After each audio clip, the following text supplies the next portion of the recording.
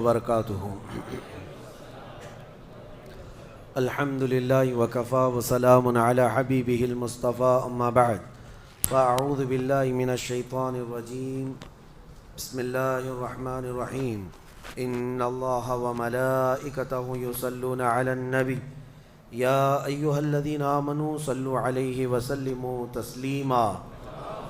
اللہم صل علی سیدنا محمد معدن الجود والکرم وآلہ واصحابہ الکرام وابنہ الکریم وبارک وسلم صلاۃ دائمۃ سرمدا ابدا بحمدہ تعالی وبکرم مصطفیٰ صلی اللہ علیہ وسلم۔ آج کی اس شب میں قرآن عظیم کے 5.5 پارے مکمل ہو چکے ہیں۔ اللہ عز و جل بقیہ قرآن عظیم کو صحیح تجوید سے پڑھنے اور آپ سب کو سماعت کرنے کی توفیق عطا فرمائے۔ آج ہم نے سورہ نساء مکمل تلاوت کی ہے اور سورہ مائدہ کا کچھ حصہ۔ اس میں اللہ عز و جل کے بہت اہم پیغامات گھریلو زندگی کے متعلق شروع میں آئے ہوئے ہیں۔ عورتوں کے متعلق جیسے کہ کل میں نے عرض کیا تھا، کچھ عورتیں ایسی ہیں جو تم پر حرام کی گئی ہیں ہمیشہ ہمیش کے لیے، ان سے کبھی نکاح نہیں ہو سکتا۔ ان کا بیان ہے۔ وہ کون سی عورتیں ہیں؟ اللہ تعالیٰ فرماتا ہے حرمت علیکم امہاتکم و بناتکم و اخواتکم و عماتکم و خالاتکم، یہاں تک تمہارے اوپر تمہاری مائیں حرام ہیں، ماں سے کبھی نکاح نہیں کر سکتا، اور تمہاری بہنیں تمہارے لیے حرام ہیں۔ مائیں حرام ہیں، بہنیں حرام ہیں، بیٹیاں تمہارے اوپر حرام ہیں، اپنی بیٹی سے کوئی نکاح نہیں کر سکتا۔ تمہاری پھوپھیاں اور تمہاری خالائیں، یہ وہ جو ابد الآباد ہمیشہ ہمیش کے لیے تم پر حرام ہیں، ان کو محرم عورتیں کہا جاتا ہے۔ ان سے پردہ بھی نہیں ہے، باپ کا اپنی بیٹی سے نہیں ہے، بیٹے کا اپنی ماں سے نہیں ہے، اسی طرح بہن کا بھائی سے نہیں ہے۔ یہ محرم عورتیں ہیں جن سے نکاح کبھی نہیں ہو سکتا۔ اس کے علاوہ کچھ اور بھی ہیں، یہ 5 تو میں نے بتایا، ماں، بیٹی، بہن، پھوپھی اور خالہ، یہ 5 ہوئی۔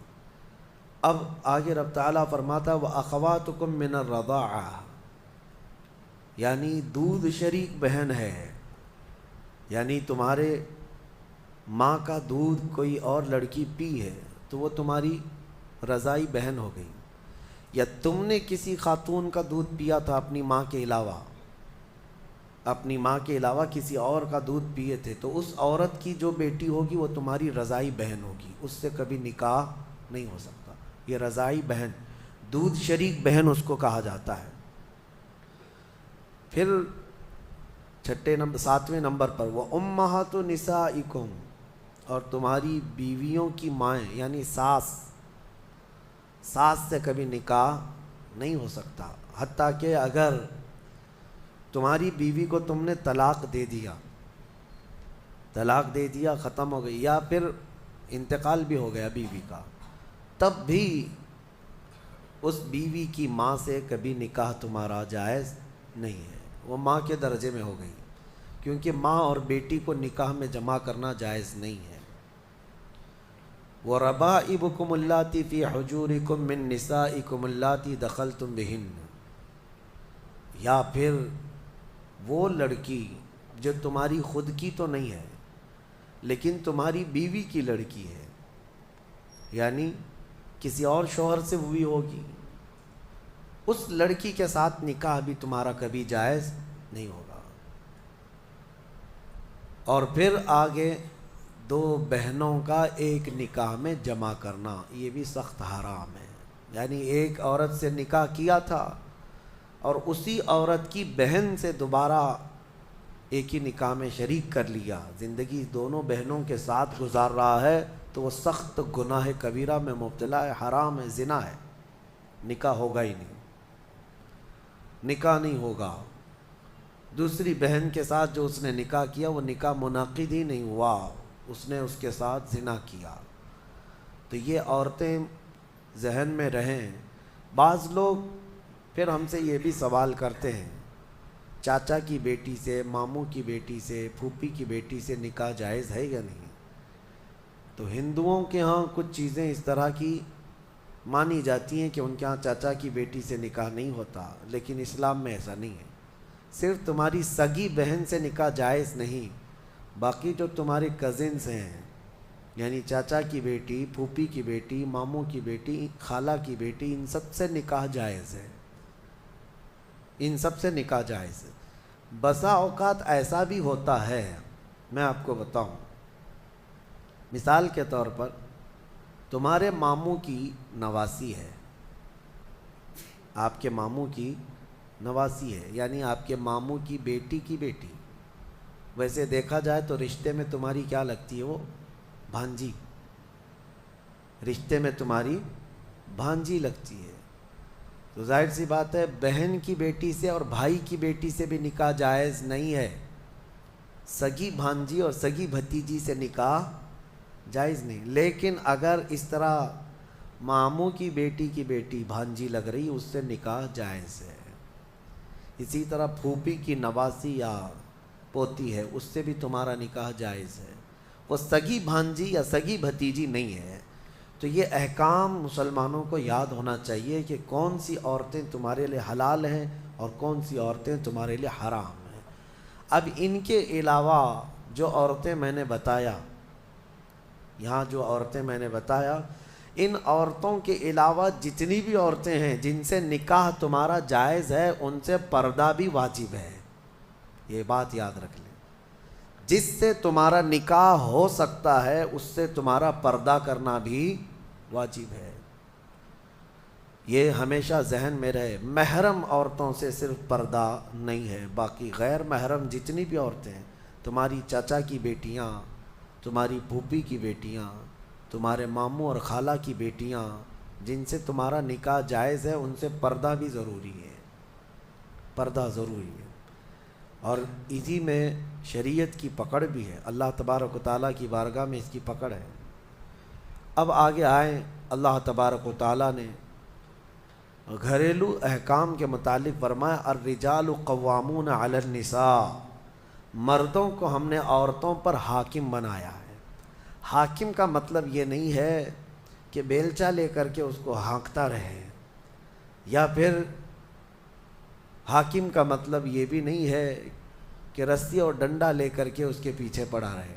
حاکم کا مطلب یہ ہے کہ مرد کو معاش کی تمام ذمہ داریاں دی گئی ہیں، گھر چلانا، گھر کا خرچہ لانا، یہ مرد کی ذمہ داری ہے، اور گھر گرہستی جو اندر کے معاملات سنبھالنا، یہ عورت کے کام ہے۔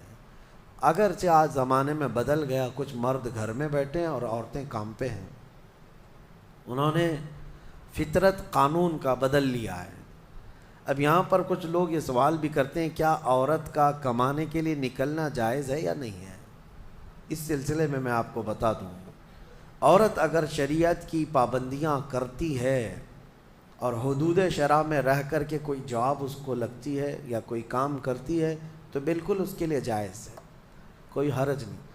عورت کا کمانا اسلام میں کہیں پر بھی یہ نہیں کہا گیا کہ ناجائز ہے، جائز ہے، لیکن اس کے شریعت کے جو تقاضے ہیں اگر وہ پورا کر سکتی ہے تو دونوں کو ساتھ میں لے کر کے چلنا چاہے تو چل سکتی ہے۔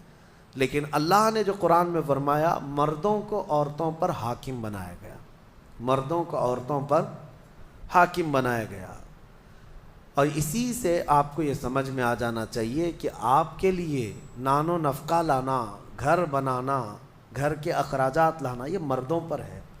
کچھ بیچارے بھیکاری لوگ ہیں جو عورتوں کے اوپر اس قدر ظالم بن کر کے بیٹھے ہوتے ہیں کہ وہ سارا خرچہ سسرال سے ہی چاہتے ہیں کہ عورت کا جو مائکہ ہے یا اس کا مرد کا جو سسرال ہے وہیں سے وہ سب کچھ لانا چاہتے ہیں۔ اور ہمارے ہاں شادیوں میں بھی یہی رواج بہت زیادہ ہے، بہت سارے لوگ شادی اس لیے بھی کرتے ہیں کہ بہت زیادہ جہیز لائے گی عورت، بائک لائے گی، کار لائے گی، اسی لالچ میں شادی کرتے ہیں۔ میرے عزیزوں، مرد اللہ نے تمہیں بنایا ہے، تم اپنے ہاتھوں سے کماؤ اور عورت کو کھلاؤ، ایک صدقے کا ثواب ہے۔ اور نہیں کر سکتے تو جہیز کیوں مانگتے ہو؟ مسجد کے باہر کھٹوری لے کے بیٹھ جاؤ، روز آنے جانے والے کچھ نہ کچھ ڈالیں گے، وہ اور زیادہ بن جائے گا۔ بات سیدھی سی ہے، کچھ لوگ آفیشیل طریقے سے مانگتے ہیں، اور کچھ لوگ اندر میز کے اندر سے مانگتے ہیں. دونوں مانگنے والے ایک ہی ہیں، بھکاری ہیں. مردوں کو اللہ تبارک و تعالیٰ نے اس کا حکم نہیں فرمایا. عرب میں جا کر کے دیکھیں، شادی کرنے کے لیے جب ہم وہاں یہ کہتے ہیں کہ ہندوستان میں عورت جہیز لاتی ہے، عورت کا باپ کپڑے بھی دیتا ہے، پیسہ بھی دیتا ہے، تو وہ اچھل جاتے ہیں. کیا ایسا بھی ہوتا ہے؟ ہم کو لے چلو، ہمیں وہاں سے شادی کروا دو. اس کی وجہ یہ ہے کہ عرب میں آج بھی مہر بہت اونچا ہوتا ہے. صرف سعودی کا مہر 50,000 ریال عام عورتیں مانگتی ہیں. عام عورتیں 50,000 ریال کی بات کر رہا ہوں، تقریباً 11-12 لاکھ روپے ہو جاتے ہیں. تو نارمل مہر جو ہے یہ رکھا جاتا ہے. پھر مرد کے اوپر یہ ضروری ہوتا ہے وہ اپنے باپ کے گھر میں نہ لے جائے شادی کر کے، خود کا گھر ہو تو شادی کر. یہ سارے وہاں پر ضروریات رکھے گئے. بہرحال ہمارے ہاں اگرچہ یہ دوسری قوموں سے رواج آ گیا ہے، لیکن آپ کو بدلنے کی ضرورت ہے. کم از کم آپ اپنا نیا گھر نہیں بنا سکتے، بہت کچھ نہیں کر سکتے، تو کم از کم ان گھروں والوں سے، عورت والوں سے مانگنا تو بند کر دو. جتنا آپ کے پاس ہے اسی میں خوش رہو. اور اللہ کا وعدہ ہے قرآن میں کہ اگر تم فقیر بھی ہو تو اللہ اپنے فضل سے غنی بنا دے گا، غنی بنا دے گا. اب ایک اور آیت اس میں آئی ہے، اللہ تعالیٰ فرماتا ہے جب شوہر اور بیوی کے درمیان اختلاف ہو جائے، جھگڑے زیادہ ہو جائے، تو اللہ نے فرمایا ادھر سے ایک آدمی ادھر سے ایک آدمی آئے. فَبَعَثُوا حَكَمًا مِّنْ أَهْلِهِ وَحَكَمًا مِّنْ أَهْلِهَا إِن يُرِيدَا إِصْلَاحًا. اگر وہ لوگ اصلاح چاہتے ہیں تو دونوں کی طرف سے ایک ایک آئے اور بیٹھے. اللہ فرماتا يُوَفِّقِ اللَّهُ بَيْنَهُمَا، اللہ ان دونوں کے درمیان پھر سے اتفاق پیدا فرمائے گا. اصلاح کی نیت ہونی چاہیے.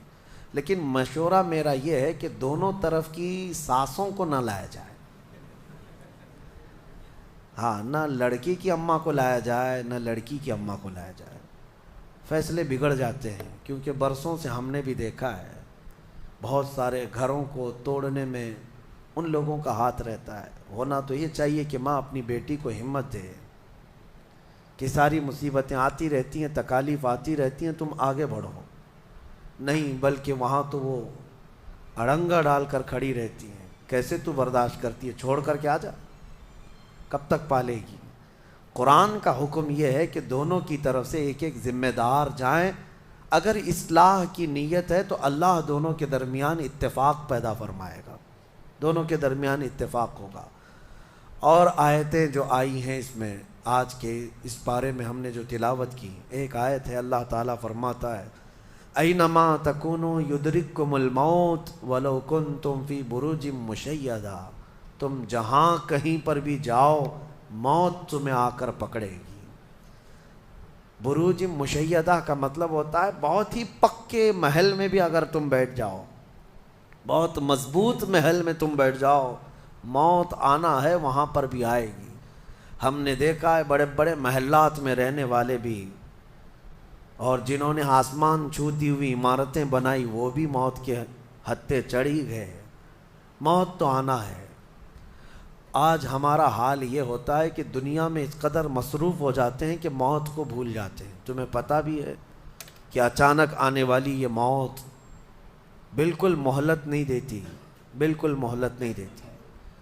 آپ اگر آس پاس میں اپنی نظریں ڈالیں تو آپ کے دوستوں میں کئی جا چکے ہوں گے، جن کی عمر زیادہ نہیں تھی وہ جا چکے. موت کے لیے عمر کوئی متعین نہیں ہے کہ بڑھاپے میں آئے گی یا بیماری سے آئے گی. اچھے لوگوں کو بھی موت آ جاتی ہے، چلتے پھرتے لوگوں کا جنازہ آ جاتا ہے. کسی کے لیے بھی کوئی وقت معین نہیں. اور قرآن میں اللہ تعالیٰ یہ فرماتا ہے اگر بندہ موت سے بھاگنے کے لیے، جس کو کہتے ہیں پریکاشن لینا، کہیں جا کر کے محفوظ مقام پر چھپنے کی کوشش کرتا ہے، وہ آئے گی موت. بزرگوں نے ایک حکایت لکھی ہے کہ ایک بادشاہ کو نجومیوں نے بتایا تھا کہ فلاں دن تمہاری موت آنے والی ہے. نجومی ستاروں کا علم جاننے والے اٹکل پچھو سے کچھ نہ کچھ تو بتا دیتے تھے. تو اس بادشاہ کو نجومیوں نے جب دن بتایا، اس دن اس نے کیا کیا، ایک ایسا حجرہ، ایک کمرہ بنایا جس میں کوئی چیز آ ہی نہیں سکتی، کوئی چیز نہیں، صرف اس نے ایک سوراخ رکھا ہوا کے لیے، اور اس میں سے مچھر بھی نہ آ سکے، مکھی بھی نہ آ سکے۔ اس حجرے کے اندر وہ چلا گیا، وہ پورا دن اس کو تھا کہ میں موت کو چکما دے دوں گا، اور نجومیوں نے یہ بتایا تھا کہ بچھو کے ڈنک مارنے سے تمہاری موت آئے گی۔ اس نے کہا بس مجھے بچھو سے بچنا ہے، بچھو نہ آنے پائے ایسا میں پورا انتظام کر لوں گا۔ اس نے پورا ایک راؤنڈ شیپ کا کمرہ بنایا اور اس میں اندر بند ہو گیا، لیکن اس کی ایک کمزوری یہ تھی کہ اس کا گھوڑا تھا، بہت بے حد اس کو عزیز تھا، وہ گھوڑے کو چھوڑ کر کبھی رہتا نہیں تھا۔ اس نے کہا مجھے اور میرے گھوڑے کو بند کر دو، آج موت کا دن ہے، اگر آج کے دن میں نے موت کو چکما دے دیا تو پھر ہمیشہ کی زندگی ہے، ٹائم اگر ٹل گیا تو پھر موت نہیں آئے گی۔ تو وہ اس نیت سے وہ روم کے اندر بند ہو گیا اور لوگوں سے کہا کہ کوئی مجھے نہ دروازہ کھولے اور نہ کسی کے لیے دروازہ کھولے، پورا دن گزرنے دو۔ دن گزرتا رہا، شام کا وقت قریب آیا، اس کے ساتھ تھا اس کا گھوڑا اور وہ کوئی نہیں۔ اتفاق دیکھیں، اللہ رب العزت کی طرف سے جو سبب بننا ہے وہ بنے گا۔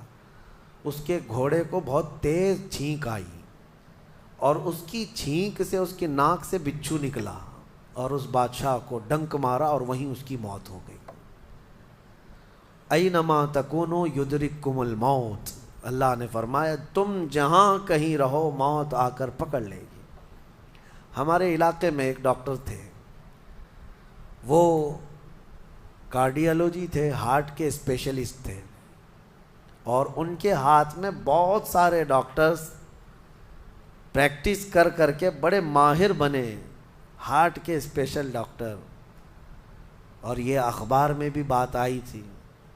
اس ڈاکٹر کا حال یہ تھا کہ برسوں آپریشن اور سرجری کر کے لوگوں کے ہارٹ صحیح کیے یا بائی پاس کیے، لیکن اتفاق ایسا کہ ایک دن وہ لیب میں اندر ہاسپٹل کے لیبارٹری میں کام کر رہا ہے ڈاکٹر، اور اس کے ساتھ 4 اسسٹنٹ ڈاکٹر بھی ہیں اور نرسز بھی ہیں، سارے کہاں پر، لیب کے اندر، ساری مشینیں بھی موجود ہیں۔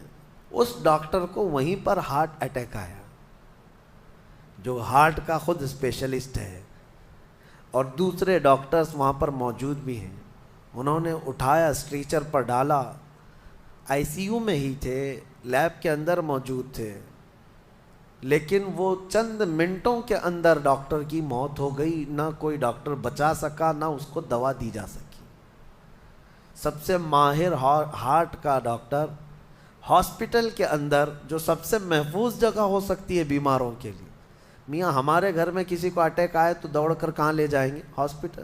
اور جو خود کس کے پاس لے جائیں گے؟ ڈاکٹر کے پاس۔ جو خود ڈاکٹر ہے اور خود ہاسپٹل میں بیٹھا ہوا ہے، اس کو ہی اگر آ جائے، اور قریب میں ڈاکٹرز بھی موجود ہیں لیکن بچا نہ سکے، یہ رب ذوالجلال کا فرمان، جب وعدہ مکمل ہو جائے تو پھر کوئی طاقت تمہیں موت سے روک نہیں سکتی۔ آپ کو پتہ ہے ایک بہت بڑا شخص ہے دنیا کا جو کئی حکومتیں بدل دیا کرتا تھا، جس کا نام غالباً لنکن ہے، سیمسنگ کمپنی کا، جس سے کوئی تعلق ہوگا آپ سرچ کریں تو پتہ چلے، کوریا کا رہنے والا، اور اس کی وجہ سے حکومتیں بدل دی جاتی تھیں۔ اس قدر مالدار آدمی، اس کی مرضی کے بغیر تو کوئی حکومت نہیں قائم ہوتی تھی۔ اتفاق ایسا ہی غالباً 2012 یا 11 کے آس پاس کی بات ہے، جہاں تک میرے علم میں چیز آئی، ایسی ایک بیماری میں مبتلا ہو گیا کہ کوما میں چلا گیا، اور اس کا بیٹا تھا ارب پتی، نہیں بلکہ اس سے بھی زیادہ، کئی ہزار کروڑ کا مالک۔ پوری دنیا بھر کے ڈاکٹرز کو بلایا گیا اس کو بستر سے اٹھانے کے لیے، لیکن کوئی ڈاکٹر نہیں اٹھا سکا۔ کروڑوں کی فیس لی ڈاکٹرز نے، ہر طرح کا علاج کیا، 4 سال تک وہ بستر پر لگا رہا، اس پر نہ جانے کتنی دولت خرچ ہوئی۔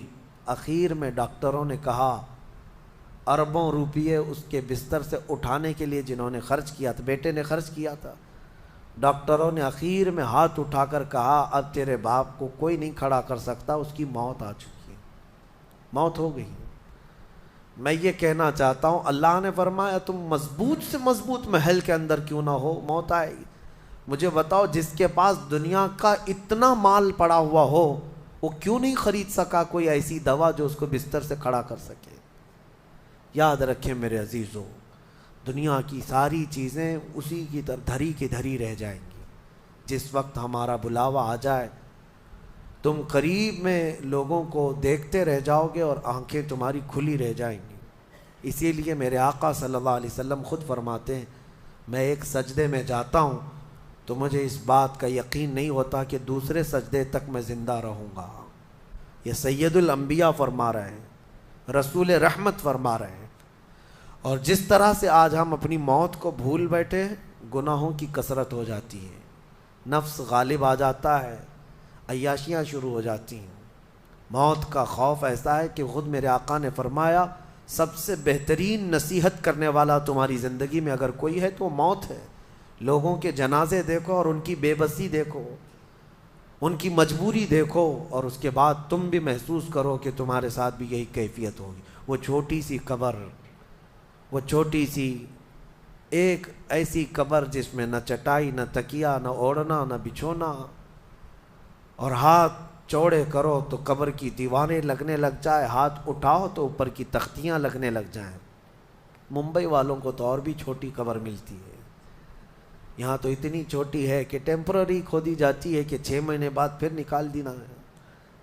میرے عزیزوں، اس ایک چھوٹی سی قبر کے اندر تمہیں برسوں بتانا ہے، برسوں بتانا ہے، اس جسم کے ساتھ وہیں سونا ہے۔ کبھی میں سوچتا ہوں ہماری آنکھیں اگر بند ہو جائیں اور ہمیں پتہ چلے کہ باہر فلاں فلاں چیزیں ہو رہی ہیں اور ہم کھولنا چاہیں نہیں کھلتی تو بے چینی ہونے لگ جاتی ہے، گھبراہٹ سی ہونے لگتی ہے۔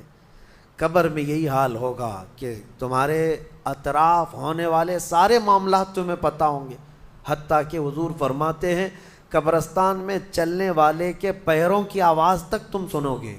مردہ سنتا ہے، سلام تو دور کی بات ہے، پیروں کے چلنے کی آواز بھی سنتا ہے، اور جب سنتا ہے سارے معاملات لیکن آ نہیں سکتا باہر، کسی کو کچھ کہہ نہیں سکتا، بول نہیں سکتا، کیسی بے چینی ہوگی، وہ کیسی گھبراہٹ ہوگی۔ بڑے بڑے اولیاء اکرام حتیٰ کہ سیدنا عثمان ابن عفان رضی اللہ تعالیٰ عنہ، داماد رسول، امیر المومنین، خلیفہ رسول، جب رات کے وقت مصلی پر کھڑے ہوتے اور قبر کی کوئی آیت تلاوت کرتے تو اتنا روتے تھے کہ ان کا مصلی آنسوؤں سے بھیگ جاتا تھا۔ صبح ان کے مصلی کو نچوڑ کر سکھایا جاتا تھا۔ لوگ ان سے پوچھتے آپ قبر کے متعلق اتنا خوف زدہ کیوں ہو جاتے ہیں؟ مرنا تو سب کو ہے۔ حضرت عثمان غنی فرماتے یہ ہماری پہلی منزل ہے، اگر یہ نکل گئی تو ساری منزلیں آسان ہیں۔ اینما تکونوا یدرککم الموت، اللہ فرماتا ہے، اور کئی جگہ قرآن میں یہ آیتیں آئی ہیں میرے عزیزوں۔ جانا ہم سب کو ہے، بہت تھوڑے ہی دنوں کے بعد آخرت کے سفر کی طرف رواں دواں ہیں۔ اسی لیے کسی بزرگ نے سچ کہا کہ دنیا میں جتنے راستے ہیں یہ لکھا تو جاتا ہے یہ راستہ فلاں شہر جا رہا ہے، فلاں شہر جا رہا ہے، حقیقت تو یہ ہے کہ سارے راستے قبرستان جا رہے ہیں، وہیں جا کر اینڈ ہوتے ہیں۔ ممبئی سے پونا جا رہا ہے راستہ، پونا سے بنگلور جا رہا ہے راستہ، بورڈ تو لکھے ہوئے ہیں، لیکن اہل تصوف یہ کہتے ہیں یہ تمہاری خام خیالی ہے، لیکن جس راستے پر بھی چلو گے اخیر وہ راستہ تمہیں قبرستان ہی پہنچائے گا، تمہاری زندگی وہیں جا کر اینڈ ہونے ہے۔ اسی لیے میرے عزیزو، ہمیں زیادہ دنیا میں اتنا پھیلانے کی ضرورت نہیں، آخرت کے سفر کی طرف تیاری بھی ہو۔ میں یہ نہیں کہتا کہ کمانا نہیں چاہیے، کمائیں، گھر بنائیں، رزق کا حصول، معاش کا حصول سب کے لیے ضروری ہے، لیکن ساتھ میں یہ فکر غالب رہے ہمارے ذہن میں کہ مجھے سب چھوڑ کر جانا ضروری ہے۔ جب تک تمہارے ذہن میں یہ بات آتی رہے گی میرا آخرت کا سفر باقی ہے، تو ہوگا یہ کہ تم دنیا تو کماتے رہو گے لیکن اپنے مولا سے غافل کبھی نہیں ہوگے، غافل کبھی نہیں۔ میں وہ زندگی کی بات کر رہا ہوں، آپ جاؤ فیکٹری میں جاؤ، کسی کمپنی میں جاؤ، کسی بزنس میں جاؤ، کسی جاب میں جاؤ، آپ کی دنیا ہے، آپ گھر بناؤ، لیکن ذہن میں اتنی بات رہے کہ میرا مولا مجھے ایک نہ ایک دن بلانے والا ہے۔ جب یہ فکر رہے گی تو آپ کی نمازیں بھی غائب نہیں ہوں گی، آپ کی آخرت کی یاد۔ اسی لیے میرے آقا نے فرمایا قبرستان جایا کرو۔ بعض لوگ یہ کہتے ہیں نا قبروں پر جانا شرک یا بدعت، خود میرے آقا صلی اللہ علیہ وسلم نے فرمایا فزورو، قبروں کی زیارت کرو۔ کیوں؟ فإنها تذکر الآخرہ، اس لیے کہ وہ تمہیں آخرت کی یاد دلاتی ہیں۔ مولا علی کرم اللہ وجہہ الکریم قبرستان جاتے۔ حضرت سعید ابن مسیب ایک تابعی ہیں، حضرت علی کے ساتھ قبرستان گئے تھے۔ حضرت علی نے زور سے سلام کیا قبر والوں کو، اور پھر پوچھا ہے قبروں والوں کیا حال ہے تمہارے؟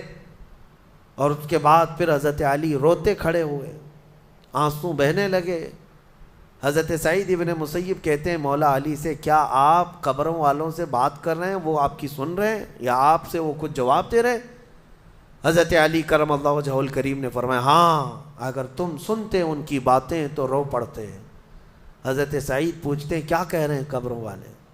سنو میرے عزیزو، حیدر کرار شیر خدا علی مرتضیٰ فرماتے ہیں قبروں والوں سے میں نے پوچھا کیا حال ہے تمہارے، تو قبروں والوں نے کہا اے علی مت پوچھو ہمارے حال، جن بالوں کو ہم سجایا کرتے تھے ان بالوں پر تو اللہ نے اب بچھو چھوڑ دیے، ہمارے وہ چہرے جو غازے سے ملوث تھے، حسین تھے، ہمارے چہروں پر اب خون اور پیپ کے علاوہ کچھ نہیں رہ گیا، ہمارا وہ جسم جس کے سنوارنے کے لیے ہم دن بھر گھنٹوں لگاتے تھے، آج وہ ہماری قبروں میں کیڑوں کی غذا بنا دی گئی ہے۔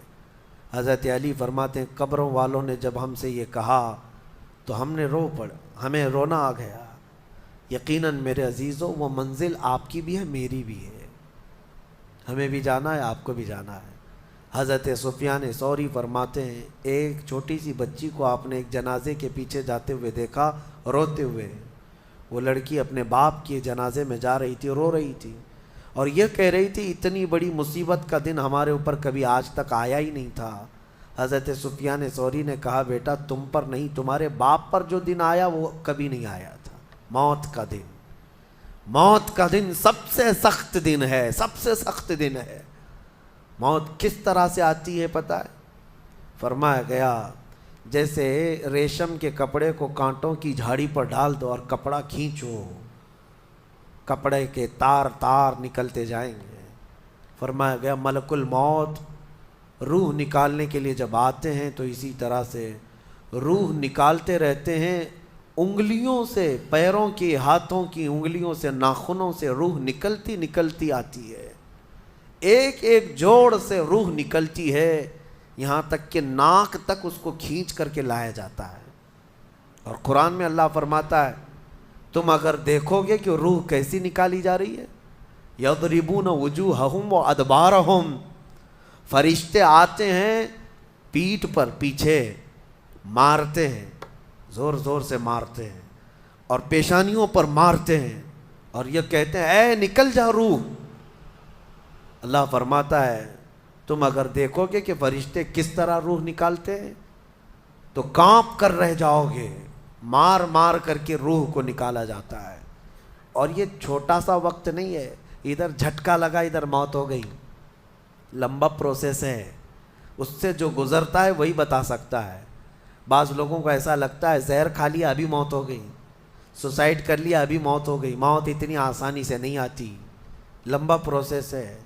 موت سے پہلے فرشتے آ جاتے ہیں، چاہے تم اچھے آدمی ہو، بیٹھے ہوئے ہو، تم کو بھی اگر موت آنی ہے تو تم پہلے فرشتوں کو دیکھنے لگ جاؤ گے، لیکن بتا نہیں سکتے کسی کو۔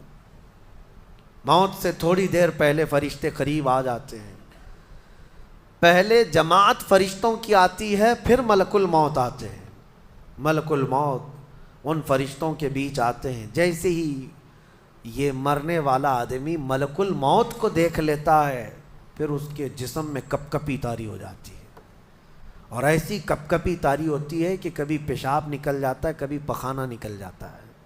اکثر دیکھنا مرنے والوں کی نجاست نکل جاتی ہے، ملک الموت کو وہ بہت قریب سے دیکھتا ہے، اور ان کی دو شکلیں ہیں، ایک بہت بھیانک شکل ہے، اس کو دیکھنا ہی عذاب ہے، اور ایک بہت خوبصورت شکل ہے، ان کو دیکھنا ہی رحمت ہے۔ وہ نیک بندوں کی روح نکالنے کے لیے جب جاتے ہیں تو خوبصورت شکل میں جاتے ہیں، اور جب گنہگاروں کی روح نکالنے جاتے ہیں تو بھیانک شکل میں جاتے ہیں، اور ان کو دیکھتے ہی مرنے والے کا جسم پیلا پڑ جاتا ہے، پیشانی اکھڑ جاتی، آنکھیں پھٹی رہ جاتی، اور پھر خرخرا آنے لگ جاتا ہے، یعنی خرخر کی آواز تیز ہو جاتی ہے۔ وہ بولنا چاہتا ہے اپنے پاس والوں کو، لیکن بول نہیں سکتا، بند ہو جاتا ہے۔ یہ وہ وقت ہے جب اس کے توبہ کا دروازہ بھی بند ہو جاتا ہے۔ اب اگر فرشتوں کو دیکھ کر کوئی توبہ بھی کر لیا، ایمان لایا، تو اس کا ایمان قبول نہیں۔ اس وقت سے پہلے پہلے تک جو بھی ایمان لایا یا توبہ کیا، اس کی توبہ قبول ہے، لیکن موت کا خرخرہ آ گیا اور فرشتوں کو دیکھ لیا، اس کے بعد بہت سارے کافر بھی پکاریں گے کہ ہم ایمان لاتے ہیں اللہ پر، نہیں، اب ایمان قبول نہیں ہوگا۔ موت اتنی آسانی سے نہیں آتی، اس کا پروسیس ہے۔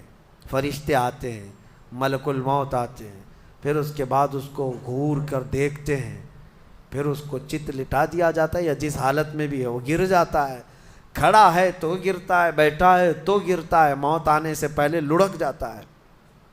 یہ ضروری بھی نہیں ہے کہ آج میں اپنے آپ کو سنبھال کر بیٹھا ہوں، اگر میری موت آنی ہے اسی کرسی سے گر جاؤں، اسی جگہ سے ہم گر جائیں گے۔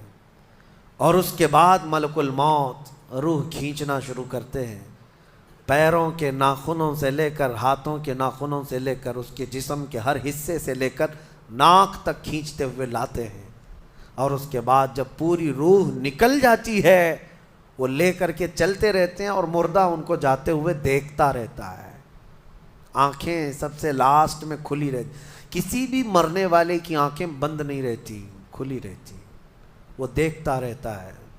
اسی لیے حدیث پاک میں ہے، جب کسی کی روح نکل جائے تو سب سے پہلے تم اس کی آنکھیں بند کر دو، ہمیں بند کرنا ہوتا ہے، اور اس کے بعد منہ بھی کھلا رہ جاتا ہے، منہ اوپن رہ جاتا ہے، فرمایا گیا منہ کو دبا کر بند کر دو۔ یہ سب نشانیاں ہیں میرے عزیزوں موت کی سختیوں کی۔ آپ کو پتہ ہے جب رسول کریم صلی اللہ تعالیٰ علیہ وسلم کی وفات آئی، اللہ اکبر، نزع کا عالم اتنا سخت تھا کہ بار بار حضور اکرم صلی اللہ علیہ وسلم کو پورے پانی کے مٹکے انڈیل دیے جا رہے تھے، 3 مٹکے حضور پر انڈیل دیے گئے موت سے پہلے، اور حضور اس کے بعد تھوڑا آرام محسوس کرتے اور پھر شدت کا بخار۔ اور وہ آخری وقت تھا جب حضرت فاطمہ آپ کے پاس آئی تھی، حضور نے ان کے کان میں بتا دیا، وہ رونے لگ گئی۔ کیا کہا تھا؟ حضرت فاطمہ کہتی ہیں حضور نے فرمایا، اے فاطمہ اب میں جا رہا ہوں، میرا آخری وقت ہے۔ پھر ایک دوسرے کان میں ان سے کہا، میرے خاندان میں سے سب سے پہلے تم مجھ سے ملنے والی۔ آج یوم فاطمہ بھی ہے، سیدہ کائنات کا آج یوم وصال ہے، 4 رمضان المبارک۔ تو رسول کریم صلی اللہ تعالیٰ علیہ وسلم حضرت عائشہ صدیقہ کے سینے سے سر لگا کر لیٹے ہوئے تھے۔ حضرت عائشہ فرماتی ہیں، سنو، مجھے پتہ ہی نہیں تھا۔ حضور حضرت عائشہ سے زیادہ محبت کرتے تھے، اسی لیے آخر وقت میں حضرت عائشہ کے ہی حجرے میں رہنے لگے، باقی دوسری بیویوں کے یہاں نہیں جاتے۔ حضرت عائشہ کہتی، میں حضور اکرم صلی اللہ تعالیٰ علیہ وسلم کو کبھی مسواک دے رہی، کبھی پانی کے چھڑکاؤ کر رہی۔ تھوڑی دیر کے بعد حضور اکرم صلی اللہ تعالیٰ علیہ وسلم لیٹے لیٹے اسی طرح رہ گئے۔ حضرت عائشہ کہتی ہے، میرے سینے پر حضور کا سر تھا، وہ اتنا بھاری ہو گیا مجھے لگتا تھا کہ میری پسلیاں ٹوٹ جائیں گی۔ یہ حضرت عائشہ کہتی ہیں، مجھے ایسا لگتا تھا کہ میری پسلیاں ٹوٹ جائیں گی۔ ہوا کیا تھا؟ حضرت عائشہ فرماتی ہیں، دروازے پر جبرائیل امین آئے، روح نکلنے سے پہلے کی بات ہے۔ حضرت عائشہ فرماتی ہیں، حضور کے پاس جبرائیل آخری بار آئے، وہ غمگین حالت میں آئے، یا جس حالت میں ہو۔ حضرت رسول کریم صلی اللہ علیہ وسلم سے عرض کرنے لگے، یا رسول اللہ، دروازے پر موت کا فرشتہ کھڑا ہے، آپ کی اجازت چاہتا ہے، اگر آپ اجازت دے دیں تو آئے گا اور آپ کی روح پاک کو اللہ کے حضور لے جائے گا۔ اور یا رسول اللہ آج سے پہلے اس فرشتے نے کسی سے اجازت نہیں لی اور قیامت تک کسی کی روح نکالنے کے لیے وہ اجازت لے گا بھی نہیں. یہ صرف رسول پاک کی خصوصیت تھی. حضور نے فرمایا آنے دو. ملک الموت آئے اور جب حضور کی اجازت سے روح نکالی تو حضرت عائشہ کہتی ہیں اتنا بھاری ہو گیا تھا سر کہ مجھے لگتا تھا کہ میری پسلیاں ٹوٹ جائیں گی سینے کی. اور اس کے بعد حضرت عائشہ فرماتی ہیں میں نے حضور کے سر مبارک کو نیچے کی طرف کیا, مجھے پتہ بھی نہیں تھا کہ حضور کا انتقال ہوا. میں حضور اکرم صلی اللہ علیہ وسلم سے باتیں کرنے میں مصروف تھی. اسی میں حضرت ابوبکر صدیق حجرے میں آئے, پوچھا عائشہ کیا حال ہے حضور کا. حضور اکرم صلی اللہ علیہ وسلم کو دیکھا حضرت ابوبکر نے اور پیشانی مبارکہ پر ہاتھ رکھا تو وہ بہت ٹھنڈی تھی. ماتھے کو بوسہ دیا اور ایک آہ بھری اور ایک جملہ کہا تھا یا رسول اللہ ایک بار موت آنی تھی وہ آپ پر آ گئی, اب موت کی سختی اللہ دوبارہ کبھی آپ کو نہیں عطا کرے گا. موت کی سختی کیونکہ حضور کو انہوں نے دیکھا تھا, کئی دنوں سے تکلیف تھی. 13 دن تک حضور پاک صلی اللہ علیہ وسلم کو تکلیف تھی, 13 دن تک. حضرت ابوبکر کہتے ہیں یا رسول اللہ اب موت کی سختی دوبارہ کبھی نہیں آئے گی, جو اللہ کا وعدہ تھا وہ پورا ہو گیا. پورا کھل کر کے رو بھی نہیں پا رہے تھے ابوبکر صدیق اور اپنے اندر دبا بھی نہیں پا رہے تھے. موت کی سختی انہوں نے دیکھا اور اس کے بعد کہا اے عائشہ کیا دیکھ رہی ہو, اللہ کے رسول ہم سے رخصت ہو چکے. پھر انہوں نے آ کر مسجد میں اعلان کیا اے لوگو اللہ کے نبی کا انتقال ہو چکا. اب مجھے یہاں یہ بتانا ہے اگر موت سے کوئی بچ سکتا تھا تو سب سے پہلا نمبر تو رسول اللہ کا ہونا چاہیے تھا, کیونکہ اللہ کے سب سے محبوب نبی وہی ہیں. جب رسول پاک صلی اللہ تعالیٰ علیہ وسلم کو بھی موت آئی تو میاں ہمارا اور تمہارا شمار نہیں, چاہے 100 سال زندگی مل جائے لیکن مرنا ضروری ہے. بہرحال یہ باتیں بڑی طویل ہو جائیں گی.